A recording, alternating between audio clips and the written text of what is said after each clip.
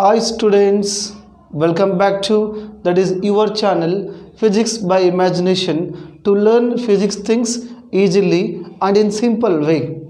Dear students, already we have finished 4 chapters: electric charges and field, next electric potential, potential difference, current, electricity, moving charges and magnetism. So today we are going to move to 5th chapter, that is magnetism and matter. Dear students, what is magnetism and matter? So magnetism means if I bring a magnet, suppose this is a magnet, a bar magnet. If I bring iron nail towards this, if I don't tell this iron nail which move towards the magnet, that is called magnetism. Means this has attracted towards the magnet. Means the property of the materials which attract the things towards them, that property is called a magnet. Dear students, we have two kinds of magnetic materials. That is, broadly we have classified into two types. One is natural magnet and one more is artificial magnet. So let me tell briefly about that. Natural, artificial. So first one is natural. Second one is artificial, or we can call man-made magnet, artificial. So natural means which occurs naturally in the nature, like lodestone. And dear students, here natural magnets are going to have weak amount of magnetic field and they are in irregular shape. Okay, this is about natural magnet. So best example is lodestone, which has taken from magnesia. So next, artificial magnet, what we have prepared. So like bar magnet, horseshoe magnet, etc. are called artificial magnet. Here they are going to have more magnetic field. We can make it in our desired shape. This is the major difference between natural and artificial magnet. Very important point. What are the special properties of magnetism? Two properties: directional property, attractive property. So for like poles, there is always repulsive force. For unlike poles, always there is a attractive force. Children, this is law of nature. So after understanding this, let us move towards the point, the bar magnet. So what is the bar magnet? The magnet, it is an artificial magnet which is in a rectangular shape. This is called a bar magnet. So this is north, this is south. Okay, so this is called bar magnet. So let us understand about bar magnet and magnetic field lines very easily. So the children, as I told you, it is an artificial magnet and it is going to have more amount of magnetic field. Okay, so now here, this outside the magnet, they move from north to south, and if I sprinkle some iron fillings, it is going to attract by this magnet. That is magnetism. Now, so what is magnetic field lines here? So these are imaginary lines which are present in the magnetic field and experiences a force. If I bring iron nail which is going to drag it, that is called experiences a force. For like things, that is repulsive. For unlike things, that is attractive. Okay, usually the magnetic materials are iron, cobalt, nickel. They are the magnetic materials easily attracted by the magnet. Okay, so now what are magnetic field lines? These are the imaginary lines which tends to move along the direction of the north to south direction. Means they are the imaginary lines which experiences a force, that is called magnetic field lines.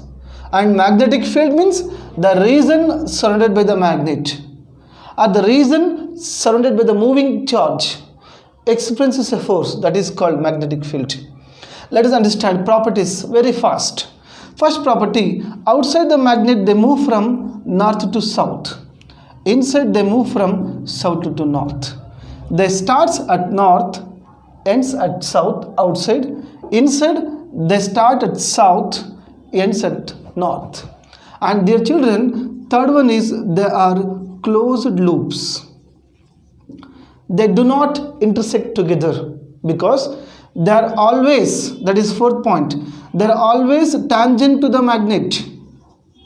So always tangent to the magnet.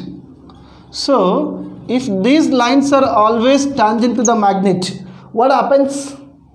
They are going to for two direction. And remember, magnet will not appear isolated state, always in pair. So north and south direction we can find.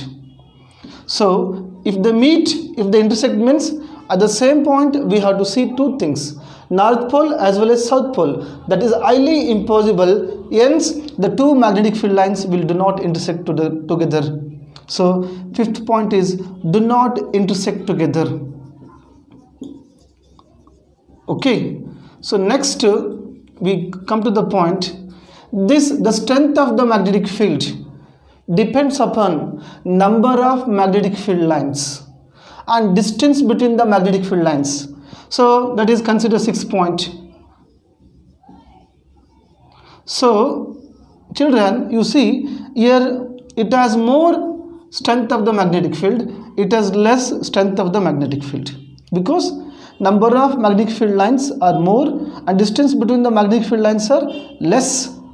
So that here strength of the magnetic field is more than this case. This is all about magnetic field lines. Okay, please note down. So after understanding this, we will go to the point, that is Gauss Law. So what is Gauss Law? So we heard that electric flux. So what is electric flux? That is the number of electric field lines passing across area normally per unit area. So magnetic flux means the number of magnetic field lines which are passing across unit area, that is called magnetic flux. Here magnetic flux is nothing but the product of magnetic field into area. There electric field into area, remember. Okay, so now here what is telling Gauss Law? So he is telling that the total magnetic flux passing through the closed surface, write down children, that is the total magnetic flux passing through a closed surface is equal to 0. This is the statement of Gauss Law. So that is del dot B is equal to 0. Or you can recognize that is B into ds is equal to 0. The magnetic field is equal to 0. So why does it equal to 0?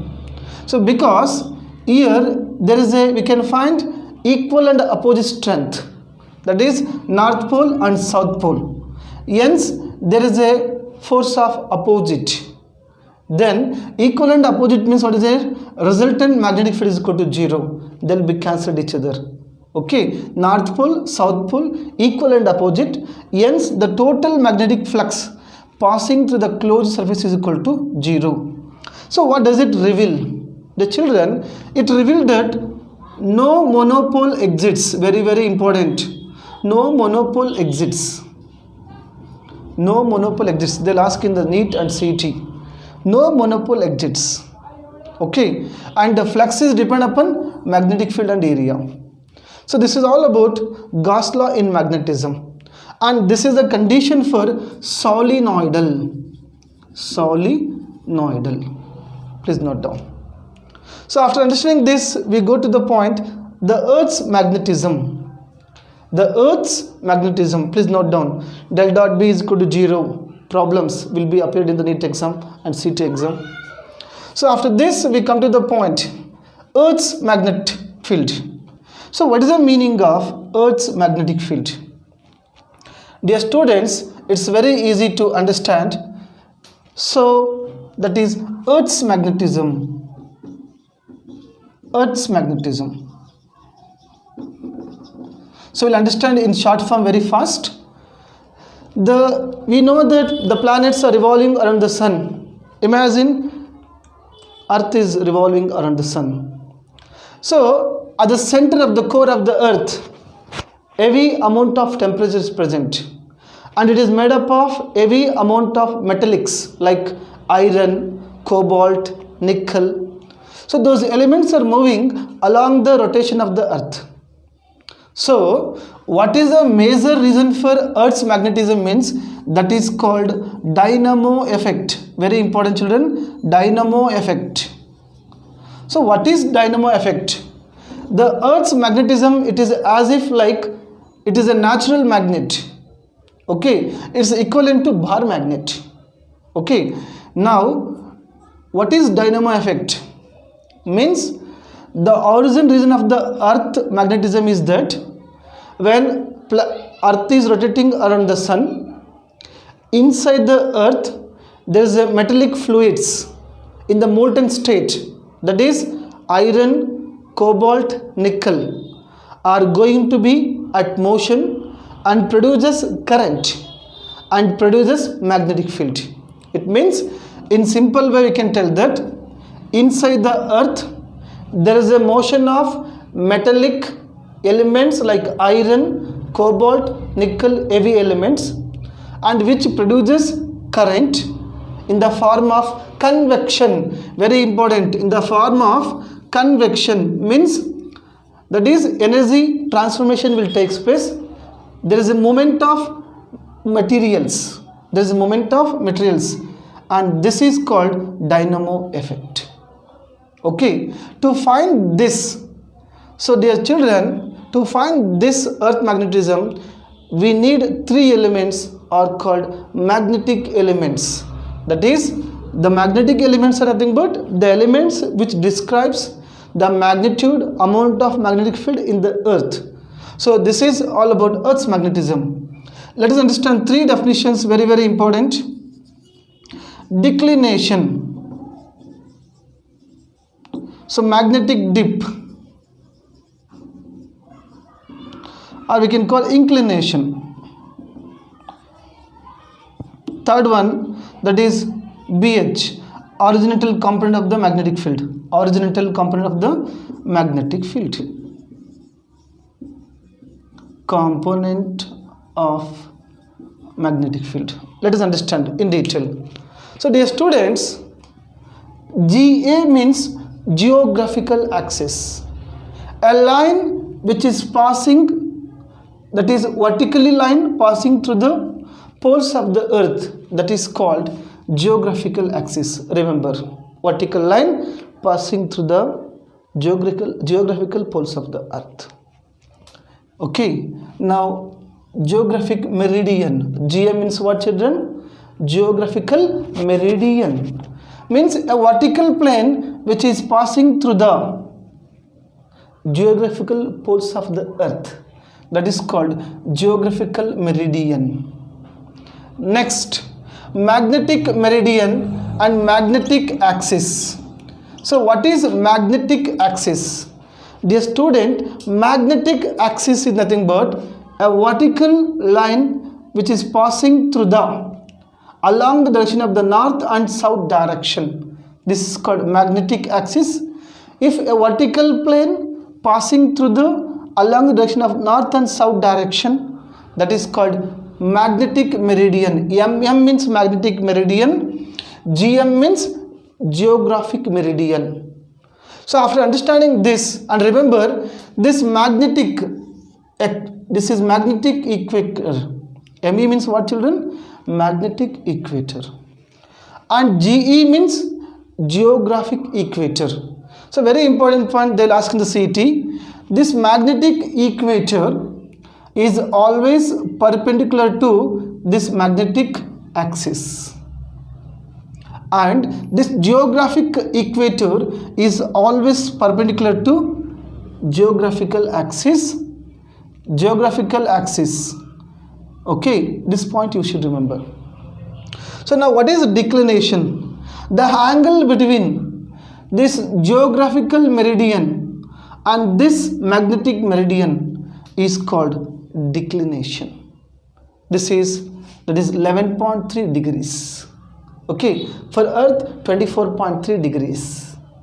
So next, magnetic dip or inclination. This is nothing but the angle between total Earth's magnetic field, okay, and along its component horizontal at a given place. Okay, total magnetic field and its component along the horizontal at a given place. That is called magnetic dip or inclination. So this is all about 66.5 degree for Earth inclination point. This is 11.3 here, for Earth is 23.4 degree. Now after understanding this, BH, horizontal component of magnetic field, the total magnetic field along the horizontal direction of the magnetic field of the Earth at a given place, means along the direction of the horizontal direction, means the total magnetic field along the horizontal direction in the Earth, that is called horizontal component of the magnetic field. Here, dear students, we can find vertical component of the magnetic field and horizontal component of the magnetic field. We know that a resolution of vectors, that is horizontal component is given by BH is equal to B cos theta, and vertical component of the magnetic field is given by BV is equal to B sin theta. This is we are taken from vector algebra. Now if theta is equal to 0, this horizontal component of the magnetic field will be maximum. If theta is equal to 90 degree, that is horizontal magnetic field will be minimum. Similarly, the vertical component of the magnetic field, if theta is equal to 90 degree means that is BV is equal to maximum, because sin 90 means 1, here cos 0 means that is 1. So it becomes this is maximum, BH is equal to maximum. If theta is equal to 0 means what happens? Sin 0 means 0, that is minimum. This is about horizontal and vertical component. Now if I want to find total magnetic field, so please note down this. So total magnetic field means sum of this horizontal component as well as sum of vertical component. Now that you will understand now. So that is given by, we can understand very easily now. That is total magnetic field is nothing but square root of BH square plus BV square, means the horizontal component as well as vertical component. So if I consider in a graph, this is the total Earth's magnetic field and this is vertical magnetic field, this is horizontal magnetic field, this is horizon. So we are going to give the relationship between Earth's magnetic field, vertical component of the magnetic field, horizontal component of the magnetic field. Very important for NEET and CET. So now here we know that tan theta is equal to opposite by adjacent. Opposite is BV, adjacent is BH. So this is a relationship between the horizontal component of the magnetic field, vertical component of the magnetic field and total Earth's magnetic field. Okay, and also we can write that is B is equal to BH tan theta. Okay, this is vertical component of the magnetic field is equal to BH tan theta, cross multiplication. So we will use in the numericals, please note down. So after understanding this, we come to the point magnetization. Dear students, what is magnetization? So magnetization means the property of the material which is going to be magnetized. If I bring, suppose this is a magnet, if I bring iron near that, this iron is going to produce magnetic properties. That is called magnetization. Means, so what is magnetic momentum? If I take a bar magnet, okay, so you know that special property of the magnet is nothing but that is always occur in pair. Okay, no monopole exists according to Gauss law. So what is my point here? If I bring an iron nail to this, what happens? It is going to be magnetized. Means the magnetic momentum per unit volume, that is called magnetization. That is magnetic momentum in small m divided by volume. This is called magnetization formula. Remember magnetization formula. Okay, now magnetic momentum. So what is magnetic momentum? The students, capital M I'll take magnetic momentum. So we know that electric dipole moment P is equal to Q into 2L. Similarly, it's nothing but the magnetic dipole moment is nothing but the product of the either strength of the poles of the strength and distance between them. That is called magnetic dipole moment. Here we are going to consider pole strength. Here we are going to consider a charge. So it becomes M into 2L. This is called magnetic dipole moment. Now remember this. After understanding this, come to the point magnetic intensity. So magnetic intensity, last but not least, magnetic intensity. So intensity means amount of magnitude, degree of order of magnetic field. So magnetic intensity is nothing but the ratio of magnetic induction by permeability of permeability. That is magnetic intensity is equal to ratio of magnetic induction by permeability. What is permeability? It is nothing but the area which allows normally to pass magnetic field lines. Permeability means the amount of magnetic field lines passing per unit area. That is called permeability of magnetic field. So what is magnetic induction? Magnetic induction means, students, that is we are going to make the material as a magnetic and it is going to induce the again magnetic properties. So materials are going to be magnetized. That is called magnetic induction. So this is all about magnetic induction, intensity and magnetization. Very, very important point. What is the origin reason of magnetism? One is it is made up of trillion number of atoms. And the second one is very simple, that is inside the atom there is a spin and orbital motion of the electrons. They will be revolving constantly. Then this spinning and orbital motion of the electrons, very important for CET and NEET, which constitute magnetic field and it causes magnetism. Means the orbital and spin motion of the electrons in the atom, that is the reason for magnetism. Okay, so next class we'll discuss about electromagnetism. I hope you understood, students. If you understand, please share and subscribe. Thank you.